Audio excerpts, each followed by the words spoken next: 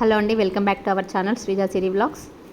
చూడండి, నేను ఈరోజు టెర్రస్ పైన మందార చెట్టు ఎలా పెంచుకున్నానో చూపిస్తున్నానండి. చూడండి, ఇంత చిన్న ప్లాంట్ ఎంత బాగా పూలు పూస్తున్నాయో చూడండి. ఇది ఒక 1.5-2 years అవుతుందండి ఇది పెట్టి. మనం ఈ మందార పూలు చాలా వరకు పూజకు అండ్ హెయిర్ ఆయిల్లో చాలా వరకు వాడతామండి.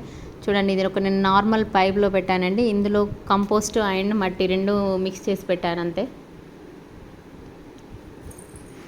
చాలా బాగా గ్రోత్ అవుతుందని పూలు కూడా చాలా బాగా వస్తున్నాయి.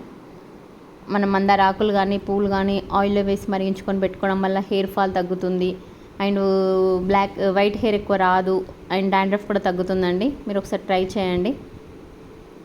మనకి మందార చెట్టుకు డిసీజెస్ అంటూ ఒక మిల్లీ బగ్ వస్తుందండి, వైట్ మిల్లీ బగ్.